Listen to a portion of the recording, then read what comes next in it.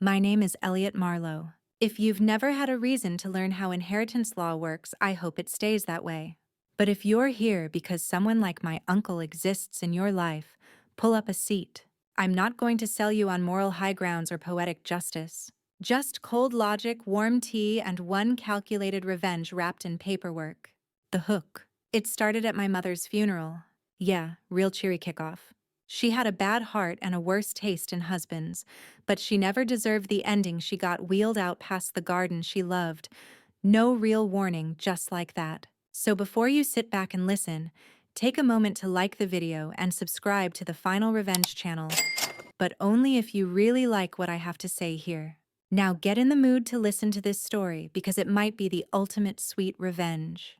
You stand under a crinkled canopy at the edge of the cemetery, feeling the damp chill in your socks. Some cousin you've never met is crying too loud.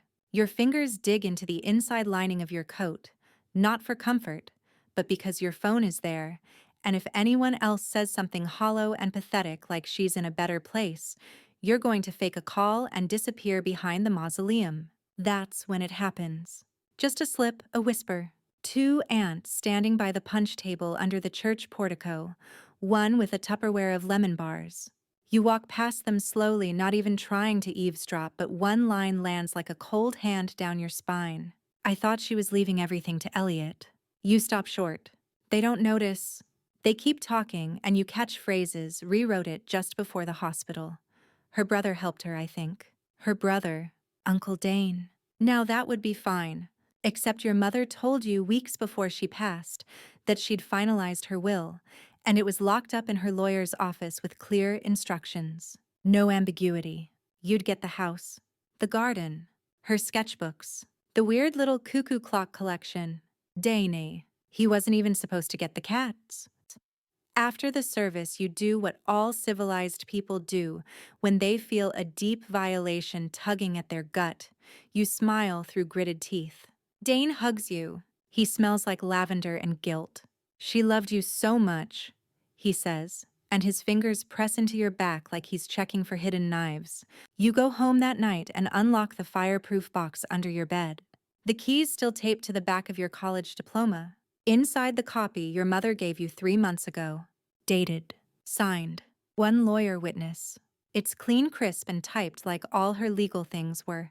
You don't sleep that night. Not really? You lay there with your socks on one foot, half hanging off the mattress like a sad boomerang, listening to the hum of the fridge and the occasional bark from your neighbor's Pomeranian. Every few hours your brain replays the phrase like a malfunctioning TikTok loop. She was leaving everything to Elliot, which should be reassuring. Only if there's now another will, then someone wrote one after that. Or faked one. You wake up before the alarm, take a shower too hot for your skin, and dig through her old sewing cabinet, the one she hadn't used in years. You find her perfume bottle still half full, her address labels, the backup reading glasses, and behind the second drawer, an envelope, old school ivory hand-labeled. Last will, June draft. The date matches the one your mother mentioned. The clauses, nearly identical to the one in the fireproof box, except this one isn't signed. No witnesses. A draft. But still it proves something. She was thinking clearly. She was prepared. No mention of Dane. Not even a polite nod. You grab the envelope, carry it into the kitchen like it's radioactive, and lay it flat on the table. Beside it, your copy, the final version. And then you do something stupid but essential. You call Dane. He answers on the third ring. Elliot.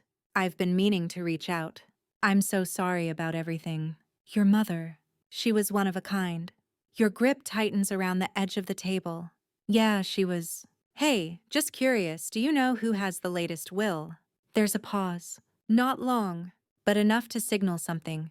Oh yes, I believe her attorney's office has it. I was in touch. She made some changes right before the end. Changes. Right before. You don't argue. You nod like he can see you. Then say, right, that makes sense. Just wondering, she gave me a copy a few months ago. Was wondering if it was still valid. Another pause. You swear you hear him swallow? Well, I think she updated it afterward. These things happen. I'm sure it's all in good order. You end the call with a smile so big it hurts. because now you know he thinks he's won something. But you just opened the first chapter of a very long, very satisfying book. And spoiler alert, you're writing the ending. You wake up the next day with a kind of clarity that doesn't come from caffeine or closure. It comes from purpose. Because now it's not just about grief anymore. It's about math inputs and outputs and one greasy thumbprint that doesn't belong. You make yourself a too-strong cup of coffee, let it go cold, and sit down at your dining table with both wills side by side, like suspects in a police lineup. Your copy is crisp sharp in its formatting with her unmistakable way of writing the word Elliot, that 2L tilt. She always did, like a flourish. The other one, the official one Dane mentioned that you haven't seen yet. That one's still a phantom. But then you remember something. Your mother never trusted cloud storage. Said the only cloud she trusted was the one that looked like a cat. So when she finished anything important, she'd always print out a draft and stash it in her cabinets or binders. You head back to her house still musty with untouched furniture and the faintest scent of lavender dryer sheets. The sewing cabinet gave you the draft, but the real jackpot might be in her file drawers. You kneel down bottom drawer where she used to keep birth certificates and adoption records. She labeled everything medical, utilities, angry letters to Comcast. And then tucked behind her passport envelope, a manila folder labeled Will, July. Your breath hitches. Inside is a printed copy, different formatting, whole new sections but no signature. Still no witnesses. This one names Dane as the co-beneficiary. He'd get 40%, you'd get the rest. That was new. And it doesn't make sense. She didn't even like Dane. She once made you promise to never let him move in, even if he brought cookies. He'll eat your cereal and sell your furniture, she said. You read this July draft 3 times. It's not a will. It's bait. Probably written by him, not her. It has none of her quirks. The legalese is too chunky, too sterile. No typos, no Elliot with the fancy L's. Just plain like it was run through ChatGPT and copy-pasted. You snap a photo of it just in case. And then you check the document's metadata on your laptop. Created July 14th. Modified July 14th. Author Dane Marlowe 93. You lean back, eyebrows raised. His name's in the document properties like he thought no one would ever check. You almost laugh. So there it is. Not proof, but proof of a proof. Evidence of him trying to ghostwrite his way into your mother's estate. You spend the rest of the afternoon at your office. Technically, you're on bereavement, but the front desk girl brings you a stale muffin and doesn't ask questions. You open up your firm's document software and scan in both versions, yours and the July draft. You run a comparison analysis. 84% match, but the critical edits are in the asset division section. And get this, the clause that revokes all previous wills. Slick. You highlight it, save it, send a PDF to your personal drive under the label Evidence A, the audacity. Then just to test something, you call your mother's attorney. A crusty man named Rawlings who answers like he's allergic to phone rings. Rawlings speaking. Hi, this is Elliot Marlowe. I'm calling about my mother's will. I believe you were the executor. Long silence.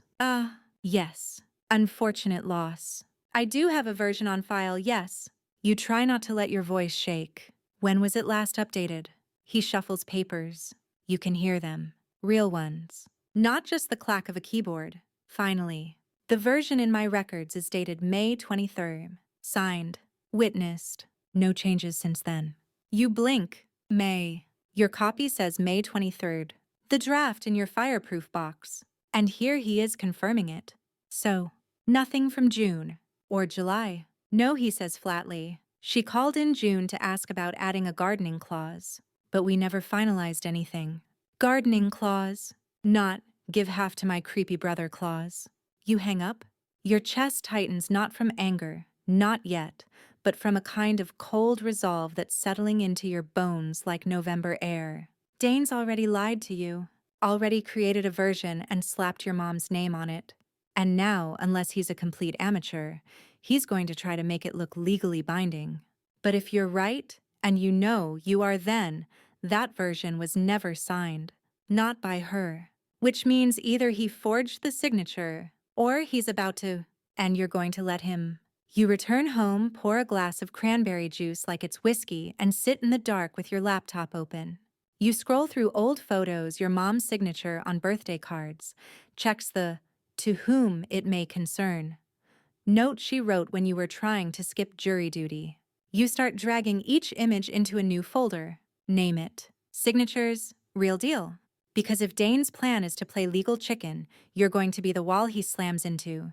And just to be sure, you text him, "Hey, let me know when you get the final version of the will from Rawlings. Would love to make sure I've got the right one too." He responds 5 minutes later, "Will do. Things are so hectic right now. Hope you're okay." Yeah, Dane, you're more than okay. You're building a case. The next time you see Dane, he's wearing loafers without socks, which tells you two things. 1. He's feeling smug. 2. He thinks he's already won. You meet him at your mother's house, the one he now insists on calling the family property, as if nostalgia can wipe fingerprints. You're both supposed to be going through her belongings together, a phrase that in Dane speak means he pokes around and you do the actual work. He walks in carrying 2 cardboard boxes and a smile so rehearsed it might as well be laminated. "Thought I'd bring some storage in case we find anything valuable." You raise an eyebrow. "Like morals." He chuckles. "You always were the funny one, Elliot." You don't respond. You just start opening drawers, letting the silence stretch like dough. He hums to himself some off-brand Sinatra tune while rifling through a cabinet your mother never used for anything but sewing magazines. Then casually he brings it up. "So I finally got a copy of the will from Rawlings. Looks like your mom made a few changes at the last minute." You keep your back to him, hand still on a half-empty thread spool. "Yeah." You say. "When was it dated?" "July 20th, he says. "Just a few days before. You know. Except Rawlings already told you otherwise." "There was no signed July will." "Not from your mother." "That makes sense," you reply. "She was lucid till the end." You don't know if it's the lighting or just your imagination, but you swear his posture relaxes. Like a man who's just watched a locked door open. You finally turn around. "Did she mention anything to you about adding you in?" He waves his hand, bashful. No. I was surprised too. Really touched. "I just want what's fair." Fair. You want to laugh, but you nod instead. Let him bask in his delusion. Back at your apartment that night, you open a fresh document on your laptop and label it "Timeline of Manipulation." It feels melodramatic until you start filling it out. And then it feels like gospel. May 23. Official will signed. You have a copy. Rawlings has the same. June 5th. She asks about adding a gardening clause. No updates made. July 14th. Document metadata shows Dane created a new version. July 20th. Dane claims this final will was signed. July 22nd. Your mother passes away. July 24th. Dane contacts Rawlings. July 29th. You find the unfiled draft in the sewing cabinet. You sit back and whisper, "Gotcha." But you still need the smoking gun, the signature, because the only way this July document holds weight is if it carries a signature that looks like hers. And that's either going to be fake forged or both. The next day you text Dane, "Mind sending me a scan of the version you have? Just for my own files. Want to keep everything straight." He replies almost instantly, "Sure thing. We'll send tonight." You grin, and he does. At 8:43 p.m., a high-resolution scan hits your inbox. You stare at it like it's a Rorschach test. The formatting is tight. Too tight. Legal language squeezed to the margins like someone Googled how to format a will and make it look official. And then you see it. The signature. It's hers but not. It looks like a tracing. The loops are off too symmetrical, like someone practiced it 20 times on tracing paper and then scanned the best one. You open Photoshop. Overlay the signature from your mother's last birthday card. You drop the opacity. They line up too perfectly. No one signs the same way twice. Not that perfectly. Not unless it's pasted. You exhale like a man who just got the upper hand in a chess game, 2 moves from checkmate. Now it's about bait. Because if you accuse him now, he'll hide the trail. Lawyers will get involved. He'll lie under oath and say she signed it and you're just emotional. But if you let him think you're clueless, grieving detached, he'll press his luck. Maybe even make a mistake. So you respond. Looks legit. Appreciate it. He sends back a thumbs up emoji. You want to frame it. A week passes. You don't push. You let him talk. He calls you twice just to check in, and you act like the grieving nephew, distracted, quiet, full of gratitude for his support. He eats it up. He even brings you a pie. It's store-bought crust, too shiny to be real, but he hands it over like you're friends again. Your mom used to make these, remember? You don't. She made brownies. But you nod. Thanks. He touches your shoulder. We're in this together. And for the first time, you don't flinch. Because soon you'll realize just how together we really are. There's a certain type of tension that only comes from holding the truth and pretending you don't. It's like having a grenade in your coat pocket during a family barbecue. Warm smiles, gentle chatter, and you just sitting there, counting the seconds till the pin comes loose. That's where you are now, staring at your uncle's fake will every night. Like it's a crossword puzzle you already solved. But you're patient. You've always been patient. That's what makes this next part so beautiful. Because to the untrained eye, Dane's version looks airtight. Legal mumbo-jumbo, fake solemn formatting, and a signature that even fooled one of your coworkers until you showed her your overlay trick. It's almost impressive. Almost. But you know your mother's handwriting better than your own. You grew up watching her leave notes on the fridge like breadcrumbs through a domestic forest. Don't forget the cat food, dinner in the oven. Dane is not allowed in this house. That last one she never actually wrote, but the vibe was there. Tonight, though, you're not thinking about notes. You're thinking about ink. Because the devil is in the ink pressure. You pull out a stack of your mother's birthday cards, real ones signed with her favorite pen, the blue Pilot G2 she swore by. You have at least 7 years of authentic signatures, each slightly different. A loop here, a shaky upstroke there, human. And then there's Dane's version. Too smooth, too even. So you do what anyone with access to a $200 scanner and a mild grudge would do. You start mapping stroke thickness and pen pressure. You take digital measurements. You compare tilt angles. You feel like one of those true crime YouTubers with 80K followers and a homemade corkboard. Then comes the fun part. You print 2 versions. One real, one fake. You bring them to your firm's office where Linda, the crusty receptionist who does Sudoku between calls, used to work in forensic handwriting analysis back when it was still cool. Linda, you say, I have a game for you. She squints at the pages. Which one's the forgery? You grin. Exactly. She doesn't even need the magnifier. 10 seconds in, she taps the fake one. No pen lift, she mutters. No hesitation. Machine perfect. This one's printed or traced. Other one's human. She hands it back with a shrug. Someone's trying to play God. You log that moment, emotionally, like a Polaroid in your brain, because that's when your theory becomes confirmation, not just a suspicion anymore.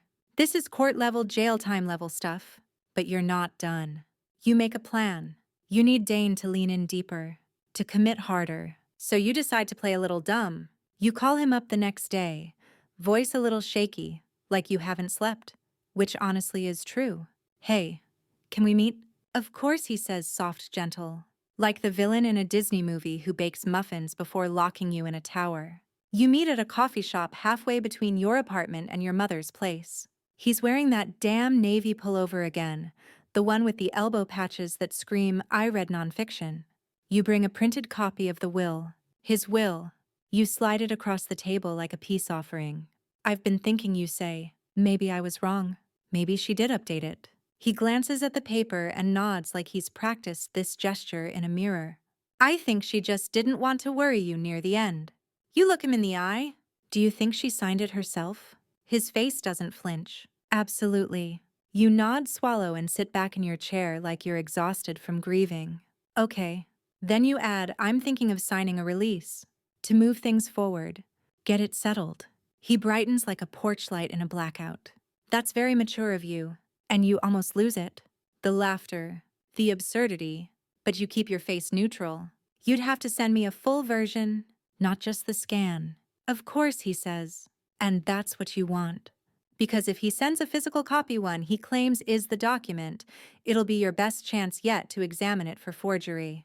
Not just ink and paper, but fibers, printer type, maybe even fingerprints if he's dumb enough. He drops it off the next morning in a manila envelope.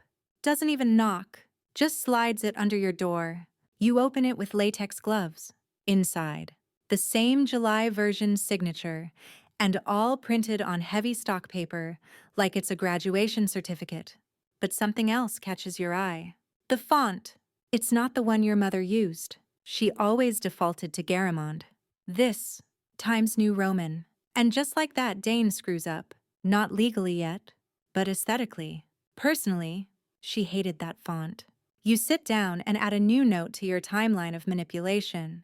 Delivered forged copy in person. Font inconsistency. Confirmed ink signature traced or printed. Witnesses unknown. The walls are closing in. And your uncle, he's still smiling. You know the look someone gives when they see something they can't unsee. Like when you show someone their old MySpace profile or an email they accidentally replied all to. That's the look your boss Martin Raleigh gives when he sees the two wills. He's slumped in his office chair like a melted candle bifocal sliding halfway down his nose. The sleeves of his gray cardigan dusted with donut powder. You've worked under Martin for 3 years. Long enough to know he doesn't rattle easy. The man once processed a 48-page divorce decree while eating a burrito. But today, he reads Dane's final will, then flips back to your copy with a frown so deep it could catch rainwater. "Elliot," he says, without looking up, "this smells like bleach and panic." You nod. "That's what I thought." He doesn't ask how you got the fake version. He doesn't need to. Martin operates on a strict code. Plausible deniability and bottomless coffee. "Have you checked the notary line?" You gesture toward the signature at the bottom. Stamped, not embossed.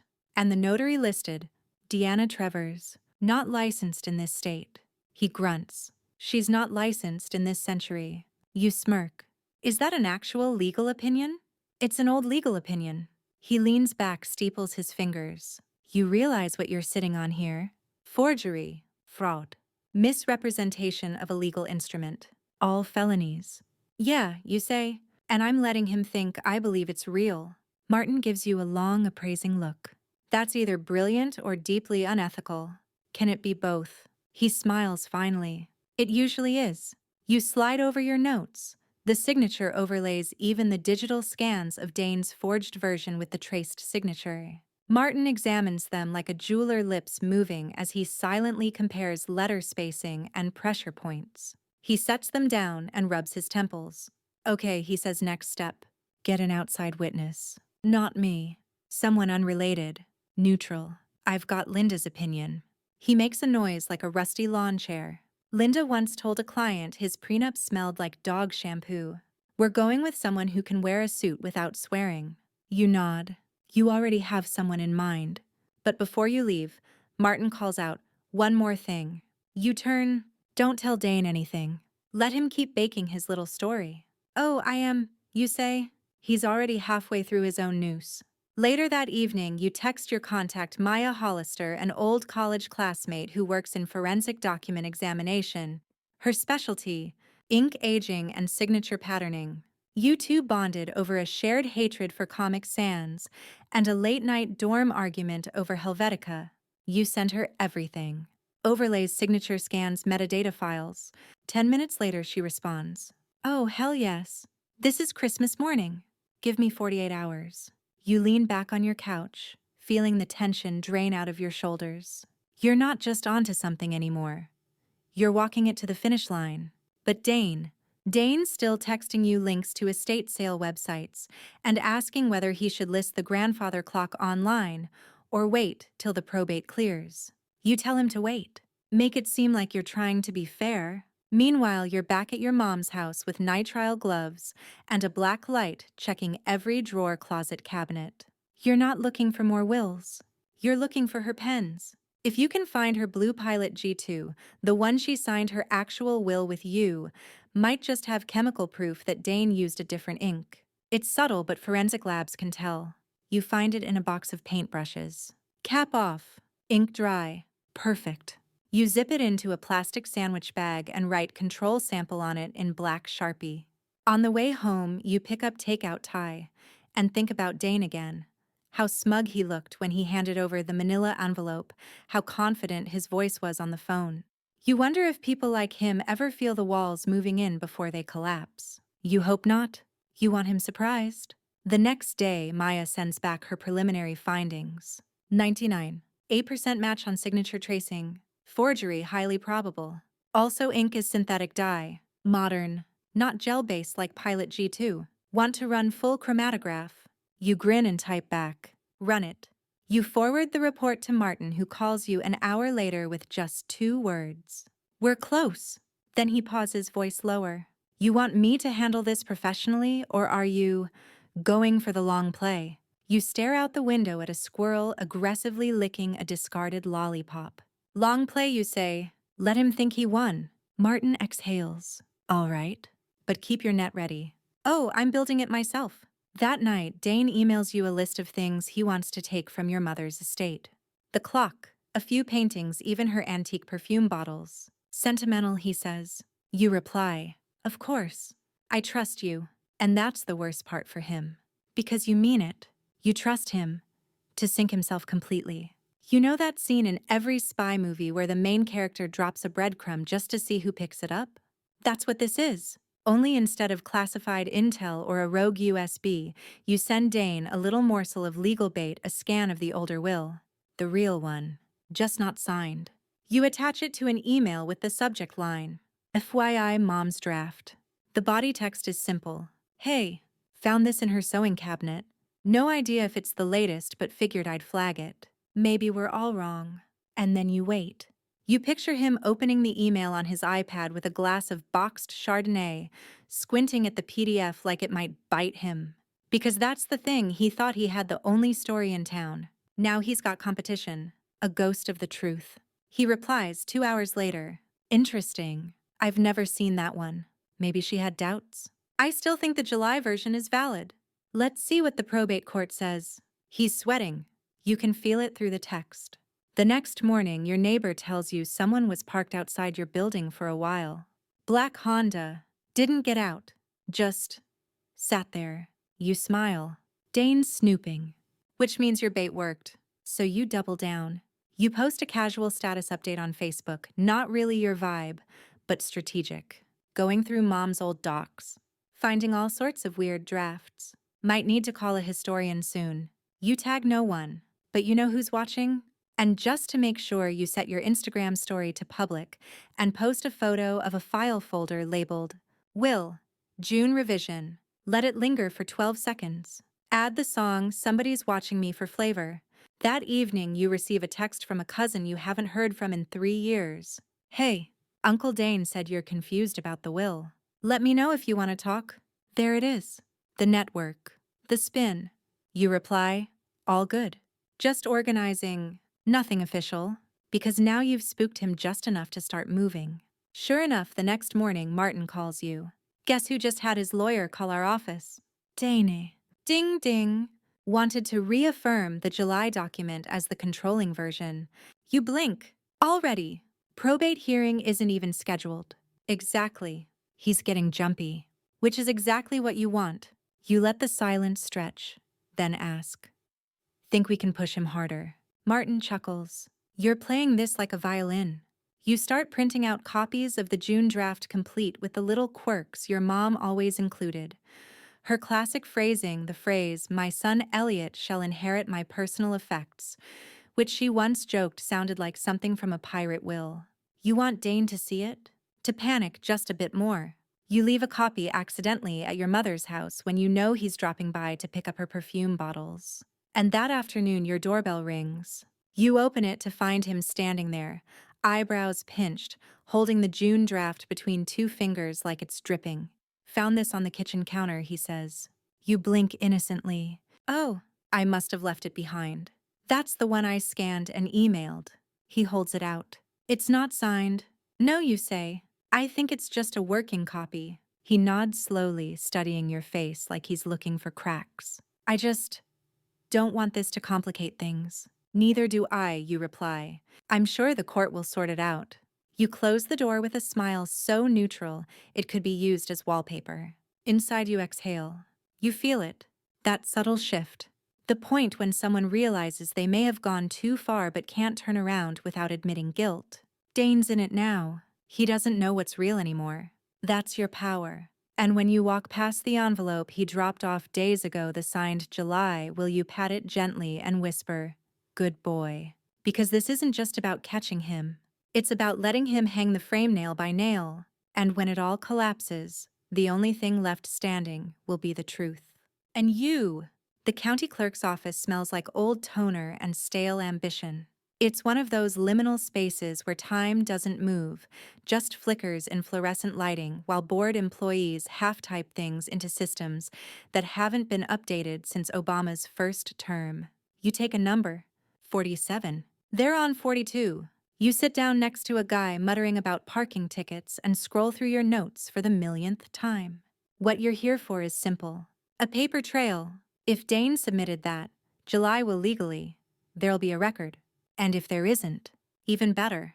Number 47 gets called by a clerk with sleepy eyes and a name tag that reads, Janice. She gestures you over without lifting her head. Probate filings. You lean in slightly. I'm looking to verify a will on file for my mother Patricia Marlowe.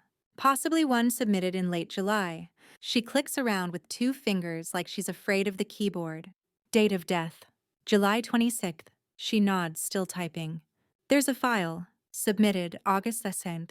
Name of filer, Dane Marlowe. You don't flinch. Any supplemental documents? Just the will declaration of executor and 2 forms that were… Hold on. She frowns. Clicks a few more times. One of the witness forms is unsigned.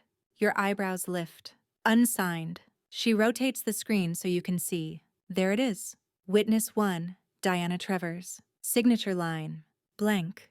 The other line, witness 2, just says N.A. You lean in. So, technically this isn't valid. She shrugs. Technically it's missing verification. Would need follow-up before being recognized. You take a breath through your nose. Can I get a copy? She nods. And 5 minutes later, you're holding a stapled bundle of dry, shaky lies. But here's the kicker. The filing date. August 2nd is 10 days after your mother's death. The will's signature line says July 20th, which is fine, except the metadata from Dane's computer showed creation on July 14th. He supposedly printed it, had her sign it, but submitted it nearly 3 weeks later. You smile politely, thank Janice, and walk out into the hallway where the vending machine buzzes like an overworked bee. You slide down onto the bench and text Martin. Filed with invalid witness signature. Timing off. Got the docs. He replies in seconds. Get that scanned. Now. We're close. You head straight to the office and feed the packet into the scanner like you're offering it to some digital altar. Every beep feels like a little confession from the machine. While it uploads, you open your timeline doc and add, August 2nd. Dane files unsigned witness doc with clerk. Claims July 20th signature. Real witness never present. Then you get an idea. You dig through old messages, your mom's texts from early July.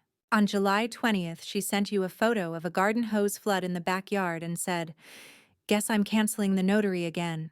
You remember it now? You offered to swing by? She told you she was fine, which means she wasn't meeting any notary that day. Certainly not signing anything official. You screenshot that message and attach it to the digital folder labeled Dane's Dumb Mistakes. Then, on a hunch, you call the notary. Yes. The notary, Diana Trevors. She answers with the kind of suspicious tone that says she's had one too many calls from people trying to get things expedited. Hi, Diana. This is Elliot Marlowe. I'm calling about a will you were supposedly witness to in July. Silence. You wait. Then, I'm sorry, who? You clarify gently. There's a will. My uncle says you notarized it. July 20th. My mother's estate. More silence. Then a slow inhale. Oh, I wasn't even in town in July, she says. I was in Aruba. My niece got married. I have pictures on Facebook. You could cry. Would you be willing to sign a statement saying that? Another pause. Then, yes, if it helps. This sounds fishy. Diana, you say you have no idea. After you hang up, you lean back in the chair and grin at the ceiling tiles like they just told you your crush likes you back. You now have a fake will, a missing witness signature, A witness who is on another continent. A digital fingerprint tying Dane to the creation of the file. A conflicting timeline verified by both metadata and text messages. You text Maya, "You ready to go nuclear?" She sends back a gif of someone lighting a match over gasoline. You press play, because Dane thinks he filed a winning hand. But you just caught him bluffing with cameras on. The Bluetooth speaker is shaped like a pineapple because of course it is. Your mother got it during some ill-fated Secret Santa exchange, and it sat in a junk drawer next to expired coupons and half a roll of birthday wrap. You always thought it was useless. Turns out it's the perfect eavesdropping device. You sync it to your phone, pair it with an old voice recorder app, and plant it deep in your mom's study now. Dane's lair of delusions. You leave it on a shelf between gardening books and a dusty photo album labeled Summer '98. Regrettable haircuts. It's quiet at first. Days go by with nothing but the occasional creak of floorboards and the rustle of papers. You almost forget it's running. Then one night the feed crackles to life with a click and a sigh. Dane's voice. Okay. Come on, he mutters. Paper shuffles. A drawer slams. Then, where the hell did she keep the real one?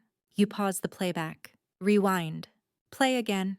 You hear him pacing, breathing hard. You were supposed to burn it, you idiot, not just file it. You don't know who he's talking to himself, maybe. Or a ghost version of your mother who would have probably drop-kicked him out of her hydrangeas. Then you hear something heavy drop onto the desk. This is fine. Just need to push it through. Elliot's buying it. You smile in the dark. That sentence is gold. It's intent, motive, and overconfidence served warm. You save the audio, label it Confession, MP3, and upload it to your secure drive. Then you send a copy to Maya, who immediately texts you. This is like watching a man dig his own grave with an espresso spoon. But you're not done. You visit the house again the next morning. Dane left the back door unlocked, of course. You let yourself in with the quiet confidence of someone who knows every creak in the floorboards. You head straight for the study, and you see it. A pile of shredded paper in the trash bin. Not just junk mail, legal pages, cream, stock paper, bits of embossed text. You take a photo, reach in, pull out one piece with a partial header. Codicil to last will and testament. You whistle low. Too late, Dane. You thought the fire would hide the evidence, but your shredder left enough to trace. Idiot! Then you notice the corner of an envelope sticking out from under a desk mat. You lift it gently. Inside is another will, not your mother's. A copy of his ex-wife's, annotated. You flip through it and there scribbled in red ink are notes. Things like, change clause 3, 2, add beneficiary, swap order of asset distribution, make it sound less suspicious. You stare at it for a long moment. It's not just your mother. This is a pattern. He's done this before. This isn't grief-fueled error. This is industrial-level manipulation. You take the document, snap photos of every page, and text Martin. Found prior forgery notes. He's been doing this for years. Martin calls instantly. Do not confront him yet. Let him cook. Oh, he's cooking, you say. But the kitchen's on fire. Later that night, you review the audio again. Dane mumbles something new. Faint but clear. Just need Elliot to sign the damn release. So that's the end game. He wants you to sign off on the probate documents. To acknowledge the July will, so the court doesn't even bother digging. You open your email. There it is. A digital signature request from Dane's lawyer. Plain as day. Subject line. Probate settlement signature required. You click it, read every line, then close the tab without touching a thing. Instead, you upload the audio recording and label it, to court, Part A. Then another. Forgery notes, Part B. You create a file tree called Submission Package. Add Maya's ink analysis, Linda's witness comparison, the county clerk's missing signature report, and Diana Trevors's sworn statement from Aruba. It's almost ready. But first, one more breadcrumb. You text Dane. Got the probate doc. I'll sleep on it. Probably sign tomorrow. He responds within a minute. No rush. Totally up to you. Just glad we're being civil. Civil. The man tried to erase your mother's final wishes with a printer and a smile. You set the speaker to record overnight again. Because you have a hunch. People get sloppy when they think they've won. It's always the things people forget to destroy. That's where the truth lives, in the smudged corner of a sticky note, the creak of an old drawer, or, in this case, a dusty typewriter ribbon so old it smells like 1993. You didn't think much of it at first. The typewriter sat upstairs in your grandmother's attic untouched since she passed. Your mom never used it, swore typing on it, gave her carpal tunnel just by looking at it. But Dane, he used to play with it when he was younger, said it made him feel like a real writer, which checks out considering his recent literary ventures. You're up there now, flashlight wedged between your neck and shoulder, sweat trickling down your back in that way addicts love to encourage. The place is a museum of bad wallpaper and old ambition boxes of Reader's Digest, yellowed holiday cards, one taxidermy owl wearing a Santa hat. And then you find it, a battered typewriter in a cracked leather case, ribbon still inside. You gently lift the roller and find what you're hoping for. Ghost letters. Impressions of whatever was typed last. It's faint, but you know what to look for. My last will and testament. Your breath catches. You scroll the ribbon slowly, carefully. There it is again. Appoint my brother Dane Marlowe. No. Your mother never typed anything on this machine. She hated it. You know who did. You take photos of every stretch of ribbon that shows text, then call Maya. She picks up with a mouthful of popcorn. I found a typewriter ribbon. She chokes. Please tell me it's not blank. It's not. I think Dane drafted the will on it. Silence. Then, oh my God. That's so dumb, it's perfect. You laugh. It gets better. He tried to shred the typed version, but he forgot the ribbon saves it all. She whistles. Tell me you're photographing everything. Already halfway through. She sighs. You're not just taking him down, Elliot. You're publishing a sequel. You take the ribbon, seal it in a Ziploc bag, and label it Artifact A, Dane's typo. When you get home, you open the scanned documents and do something that feels almost theatrical. You place the phrases side by side. What's on the forged will and what's on the ribbon. They match. Same clumsy phrasing. Same odd line breaks. Even the misspelled word beneficary that Dane clearly autocorrected later. It's irrefutable. He didn't just fake a signature. He wrote the whole thing himself from scratch on a machine that recorded every keystroke like an analog black box. Martin nearly drops his coffee when you show him. You're telling me the ribbon still physically retains the document? Yes, that's... Jesus, that's damning. It's poetic, you say? He literally wrote his own indictment. You and Martin make plans. The packet's almost ready for court, but you want one more piece. Something more recent. Because so far, everything proves the will was forged. But what you want now, what will really sing in a courtroom, is proof that Dane knows it's forged. That he's not just mistaken. That it's not some tragic clerical error. You already have one recording. You want another, so you wait. That night, the speaker picks up new chatter. Dane pacing again. You hear a phone ring. Muffled. Yeah, it's me. No, he hasn't signed yet. Yeah, I sent it. He said he's thinking about it. Silence.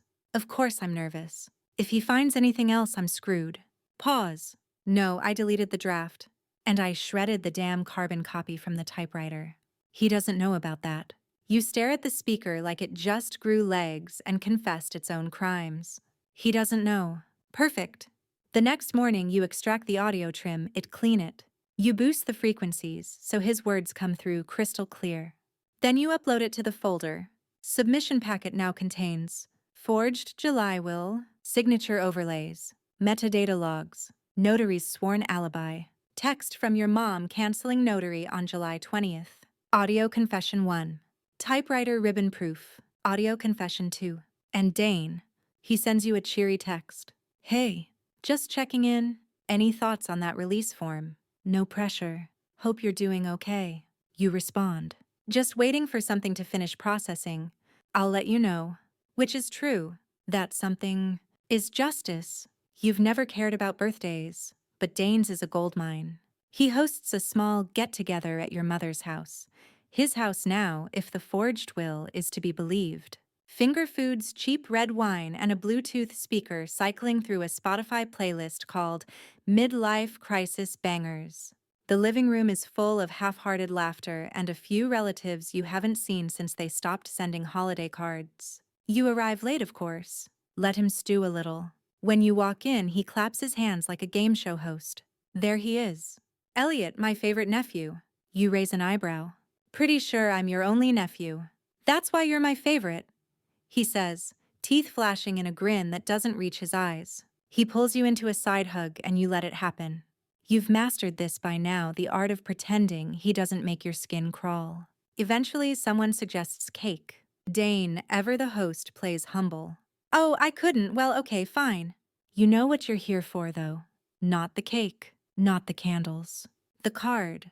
A birthday card pre-signed by everyone before arrival. Aunt Meredith hands it to you. You're the last one. You take it with a smile, happy to. You grab the pen, one of those ballpoints with a fake marble grip, and angle your phone just so. You've already opened the pressure tracking app. Maya recommended the one that logs force speed and pattern. You sign your name, then slide the card across to Dane. He signs without hesitation. And there it is. Stroke pressure, loops, downward force, all logged in real time. You excuse yourself to the bathroom, step into the hallway instead, and upload the data instantly. You compare it to the signature on the forged will. The match is glorious. Same initiation loop, same pen drag, identical end flourish. But the fake signature, it tries too hard to mimic your mother's softer pen pressure.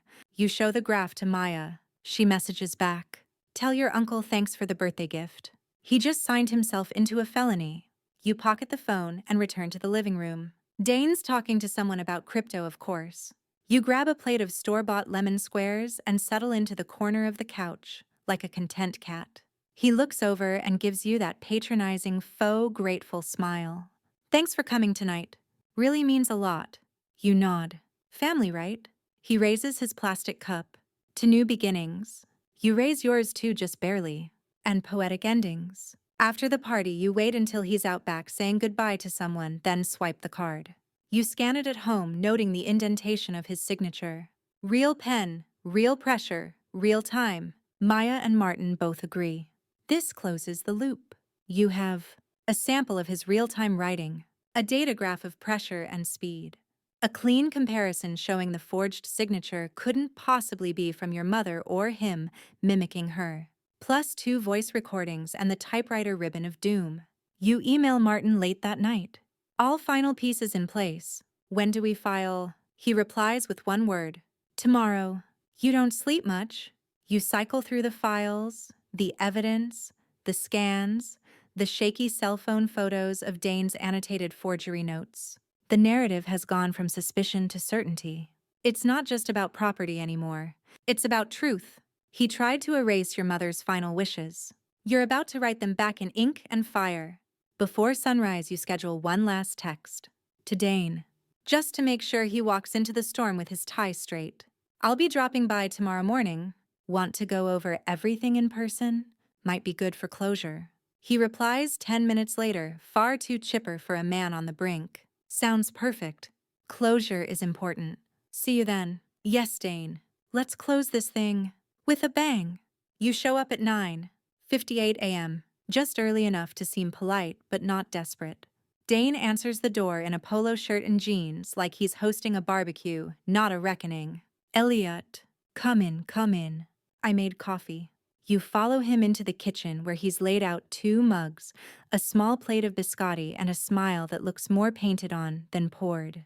He gestures to a seat like it's his throne. So where are we with the probate stuff? He asks, easing into his chair like it's a negotiation meeting, not a crime scene. You sit across from him and fold your hands like a nice little lamb. I actually wanted to clear up one small thing you say. He nods eagerly. Of course. Anything. You slide a printed copy of the July will across the table. The one he submitted. The one you've dissected like a high school biology frog. This signature, you say, tapping the bottom. Just wanted to ask, this is definitely Mom's. He doesn't blink. Without question. I saw her sign it. You nod slowly, giving him one last chance to dig a shallower grave. She signed it in front of you. Yep. And the notary. In her bedroom. Yes. July 20th. Correct. You lean back as if satisfied. Sip your coffee. It's bad. Burnt. You resist the urge to wince. Then you pull out a second page, Diana Trevors's notarized statement. You slide it gently next to the will. She was in Aruba that week, you say. She's got wedding photos. And receipts. You want to see. Dane stares at the paper like it might burst into flames. She must have signed it earlier. Maybe the date's wrong. She also confirmed she's never notarized anything for our family. Not ever. Dane blinks. Well, You cut him off. I have audio, Dane. He freezes. You nod. I have recordings. You talking to yourself, panicking, admitting things. I have your voice saying you shredded a draft, saying I'm buying it. Oh. His mouth opens, then closes, like a fish halfway through a very bad realization. You continue. Calm, slow, surgical. I've got forensic signature analysis, ink chromatography, document metadata. The county clerk's record showing your submission had a missing witness signature. You tap the folder beside your coffee mug. Also, I found your old typewriter in Grandma's attic. Cute machine. Still had the ribbon in it. You know what typewriter ribbons do. He doesn't answer. He just stares. They keep everything you ever typed, including the first draft of this will. Silence. I compared it to the final version. It matches. Same weird phrasing. Same typo in beneficiary. It's your writing, not hers. Not even close. He tries to lean back. Tries to smile again. But his face is pale and his lip twitches like it's trying to jump ship. I just wanted to make things right, he says softly. By lying, forging her name, filing it in court. He shrugs. You were gonna get most of it anyway. I thought she owed me something. You stare at him for a long moment. She owed you nothing. And then you stand, smoothly, quietly. I'm heading to Martin's now. The court motion's already drafted. Charges are in motion. He swallows. You're really gonna press charges? You nod. Absolutely. His voice cracks. But Elliot, we're family. You pause at the doorway. So was she? You walk out without another word. Outside, you exhale for the first time in what feels like hours. You feel your shoulders drop. Your hands unclench. In your pocket, your phone buzzes. Maya. Upload went through. All files attached. He's toast. Martin. Court filing accepted. We're in. You let the text sit on your screen for a second before replying. I just watched him lie to my face. It's done. The wind shifts, brushing past you like an invisible applause. Because the truth is no longer something you're chasing. It's what's chasing him. You knock twice. The door swings open just enough to reveal frizzy blonde hair, a dangling earring shaped like a wine bottle, and an ex-wife expression that says, "Whatever this is, make it quick." Elliot, she says, arms crossed. Haven't seen you since the wedding. His second one. You smile apologetically. I'm not here to sell anything. I just need to ask a few things about Dane. Won't take long. She studies you for a beat too long, then swings the door open wider. Fine. But if you're here to ask for money, join the line. The living room is aggressively beige. Beige walls. Beige throw pillows. Beige dog snoring in a beige bed. Everything smells like cinnamon and distant resentment. You sit on a couch that sighs under you. She offers no coffee, no pleasantries. Just perches on the edge of an ottoman like someone who's used to being on guard. So what's this about? She asks. You slide the forged will across the coffee table. She stares at it. Doesn't touch it. Just reads the first few lines. Then softly, Jesus. He's doing it again. You blink. Again. She laughs bitter and short. You think this is the first time he's faked something like this. You lean in. Tell me everything. She sighs, rubs her temples. Back in 17, his aunt passed. Left a decent chunk to a charity she volunteered with. Dane found a new version in her garage after the funeral. Neatly signed. Neatly dated. No witnesses. You already know where this is going. I said it was suspicious, she continues. He gaslit me for weeks. Made me think I was just being paranoid. He even told the charity they were mistaken that she changed her mind at the end. Said she was mentally sharper than ever. And they believed him. She shrugs. Long enough. He sold the property before anyone could contest it. You jot a note. Did anyone ever press charges? Nope. The charity didn't want the PR mess, and I didn't know how to fight him. Her voice cracks just slightly. He always knew where the line was. Just enough fraud to win. Just enough charm to get away with it. You slide over your phone. Show her the typewriter ribbon photos. The notary statement. The audio clips. Her eyes widen. He really thought he could do it again. She whispers. To Patty. You nod. He filed the forged will last month. Named himself as partial beneficiary.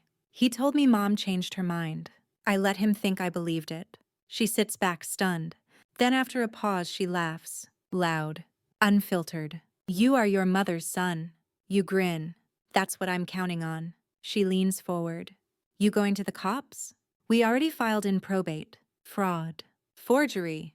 Perjury. Everything. She taps the forged will with one acrylic nail. If you want a statement from me, you've got it. I've got emails. Journal entries. I even kept a picture of that first fake will, because the formatting was so ugly it offended me. You blink. Wait, really? Oh yeah, she says digging into a drawer. I screenshot everything. She scrolls, and there it is. A different forged will. Same font. Same phrasing. Same fake polish. He's not creative, she mutters. He just recycles bad ideas. You take the photo. You take the statement. You walk out with a grin so wide your jaw hurts. In the hallway, your phone buzzes. Martin. Judge signed the summons. It's happening. You text back. Got a statement from his ex. Similar M. Oh, we have a pattern now. Maya adds a new message. Putting the matching phrasing through a forensic linguistics tool. The overlap is 92%. His fingerprints are everywhere. You stop for coffee on the way home. Take your drink to go. Sit in your car for a while staring at the dashboard. It's all lining up. The forgeries. The signatures. The recycled lies. And now the past is catching up to him too. You raise your cup in a silent toast. To poetic patterns you whisper, and you mean it. Because some people don't just repeat mistakes. They publish sequels. You don't sleep much that night. Not because you're nervous, quite the opposite. It's the calm before the click. Like the split second before a mousetrap snaps shut. And you've spent the last 3 weeks setting it inch by inch, smiling the whole time. You're not just going to catch Dane in the lie. You're going to make him prove it. That's what today's about. Trapping the trap. You pull together a decoy document, a fake will. Not a forgery, not legally binding. Just a harmless little leaked draft naming a third party. Cousin Mallory. You scribble a few believable lines, print it on aged-looking paper and crumple it slightly for flavor. You give it the same formatting quirks Dane used, Times New Roman sloppy line spacing, and that classic beneficiary typo he never caught. Then you call Mallory. Hey, I need you to pretend you found something in Mom's attic. Can you run with that for a few days? Mallory, an amateur actress and real estate agent, practically squeals. Absolutely. What am I discovering? A secret identity. A scandalous affair. A will. Oh, sexy. You walk her through the plan. She's going to find it. She's going to mention it at brunch next weekend where she knows Dane will be. And she's going to let it slip that the new draft cuts him out completely. You send her the document with detailed instructions. She adds some lipstick smudges for flair. Mallory is nothing if not theatrical. By Monday, word is out. Mallory accidentally texts a family group chat asking if anyone wants to meet for coffee to discuss Mom's real intentions. Dane replies within 6 minutes. What are you talking about? Thought that was settled. She feigns innocence. Oh, maybe I shouldn't have said anything. He doesn't respond right away. You monitor everything silently like a guy in a spy van eating popcorn. 3 hours later, Mallory texts you. He just called me, voice shaking. He asked for a copy of the draft, said he wanted to double-check something. Bingo. You give her the green light to send the PDF. You track the file. Within minutes, it's opened, downloaded, printed, and then he does exactly what you hoped. You get a call from Maya. I just intercepted a version of your own decoy will. He tried to resave it with his edits. New beneficiary line. His name put back in. Same weird spacing issues. Same notary signature he used on the first forgery. I ran the metadata. It's coming from his home Wi-Fi. You almost choke on your iced coffee. He fell for it. He didn't just fall, she says. He face planted. He's trying to overwrite a fake document he thinks is real. Later that day, Martin texts you a single word. Done. You meet him in his office where he's already printed the full trap log. Original decoy will. Edited version from Dane's IP. File modification timestamps. Notary reuse. Duplicate phrasing. His full digital fingerprint. And at the bottom, a summary page with a title bolded in red. Intent to manipulate a legal document with knowledge of falsity. Martin whistles. He's not just exposed now, he's radioactive. Think the judge will go for it. Martin smirks. This is irresistible. Judges love a neat little bow. He files the update with the court the same afternoon. By sunset, the motion is entered into the record. You sit in your car watching the clouds stretch like lazy thoughts across the evening sky. Then your phone lights up. Unknown number. You answer. Elliot. It's Dane. His voice is tight, urgent. Hey, I just heard something weird. Mallory's been saying things, and now I'm hearing from the lawyer that you let the silence linger. Then calmly, warmly. Yeah, I heard. Wild, huh? He falters. I just want to know what's going on. You smile into the phone. You're about to. And then you hang up. Let him sit with that. Let him wonder which part of the story is still under his control. Because spoiler alert, Dane, none of it is. They arrest him on a Thursday. It's early. You're eating toast halfway through a lukewarm cup of coffee, scrolling through your emails, when the alert pings your phone, a motion update from the probate court site. You open it, eyes skimming the new docket entry. Status: defendant in custody. You blink. Once, twice, then sit perfectly still for a moment, like the silence is part of the celebration. 5 minutes later, Martin calls. They picked him up this morning. Tried to say it was all a misunderstanding. Then claimed you wrote the forged version. You almost snort toast. Martin continues, barely containing his glee. They pulled the metadata, Dane, from your laptop. You printed the fake will at 9:43 p.m. on July 14th from a file labeled Final Will Real. PDF. You emailed it to yourself. You submitted it in court. And then, when you realized it might blow up, you tried to rewrite a decoy version and got caught again. You can hear Martin flipping through papers. They read him his rights. He asked if that makes the whole thing void. He doesn't even understand what he did. Oh, he understands. You say softly. He just didn't think anyone would catch him. Then Martin's voice softens. You did it, Elliot. Every step. You kept your cool.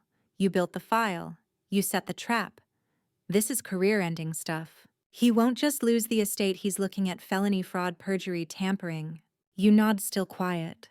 The toast goes cold in your hand. You're not even happy yet. You're empty? A balloon that's just been cut loose after the parade. You end the call, pull on your jacket and drive over to the house, your mother's house. There's a sheriff's car still in the driveway, an officer standing at the door chatting with someone inside. Dane's gone, cuffed and booked. And his suitcase, a cheap scuffed roller bag, is sitting on the porch like a punctuation mark. You nod to the officer. He nods back. Afternoon. You, Elliot? Yeah, thought so. You've got a solid head on your shoulders. You don't say anything. Just unlock the front door and step inside. It's quiet. The fake warmth Dane brought in, his smug cologne, his fake throw pillows, the unspeakable curse that is his novelty floor mat that says, "Home is where the Chardonnay is." It's all gone. You walk the perimeter of the living room, touch the edge of the armchair, open a window and breathe. And then you check the security cam by the front door, the one you installed discreetly weeks ago. The footage from this morning is still fresh. You scroll back. There he is, Dane answering the door in his boxers and a bathrobe. 2 officers on the porch. One holds up a badge. Dane says something you can't hear. Then they say something he definitely can. You watch the cuffs go on. You watch his shoulders slump. You watch him look around like he can't believe it's happening. Like he still thinks someone's about to jump out and tell him it's all just a prank. You pause the frame on his face. That exact moment. Mouth open, eyes wide, grasping for air that won't come. You export the screenshot, name it. Closure. Pink. The rest of the day is a blur. Mallory texts you a string of emojis so chaotic it looks like an accidental password. Maya sends you a voice memo singing, "We are the champions" in falsetto. Even Linda, the paralegal with the Sudoku addiction, bakes you a lemon loaf that tastes like justice and a hint of baking soda. Martin files for the estate to be immediately reassessed now that the forged will is disqualified. The May version, the one your mother actually signed, is reinstated. You don't even feel triumphant. Not yet. You just feel right. Like the universe is finally back in alignment. At sundown, you sit on the back porch with a glass of water watching shadows stretch across your mother's garden. The wind shifts. The scent of lavender rises. You whisper into the still air, "It's handled, Mom." And it is, finally. You don't mean to walk away dramatically. It just happens. After the court finalizes the revocation of Dane's fraudulent will after the ruling is read, and the words "with malice and intent to defraud" are stamped into the record, after Dane stands up in a wrinkled button-down and doesn't even look at you, you just walk. No celebration, no fist pumps, just peace. A kind of internal sigh that's been waiting its whole life to exhale. Outside the courthouse, the air feels brighter somehow, like someone turned up the saturation on reality. You don't say anything. You just unlock your car, sit down and check your phone. The notification from your doorbell camera pings "motion detected." You open the feed, and there it is. The final moment. Dane standing at your mother's front door in cuffs, 2 deputies flanking him face slack with disbelief. His jaw twitches. One deputy presses a hand on his back as he's led down the porch steps. But here's the thing. As they guide him to the car, he glances back, right into the camera. And for the briefest moment, just a flicker, you swear he knows. He knows you saw everything. He knows you let him walk straight into it. And then, he sees you. Well, not you exactly. Just the red blinking light of the camera. But close enough. And you smile. A slow, small, victorious smile. That's what the camera captures. That's the last frame. Your security app freezes the image. You in the doorway, arms folded, face soft with satisfaction. You export it. Add it to the digital evidence folder. Not because it's needed. Your job is done, but because stories like this deserve an ending. Not a bang. Not a punch. Just a quiet click. That evening, Mallory swings by with wine. You sit on the porch where your mother used to clip herbs and hum old Fleetwood Mac songs. The garden she loved is still blooming, her hydrangeas holding on her lavender, a little wild, but alive. Is it weird, Mallory says, that I kinda enjoyed watching him unravel? You shrug. Poetic, maybe? She sips her drink. You know you could have stopped this ages ago. Blown him up publicly. Ruined him fast. You smile. Too easy. And she laughs. Because she gets it. Revenge isn't about explosions. It's about erosion. Quiet, steady, deliberate. Like water finding every crack until the whole structure falls in on itself. You lean back. Let the sky darken. Let the breeze shift. Your phone buzzes again, one last notification from the court app. Dane Marlowe. Held without bail pending hearing.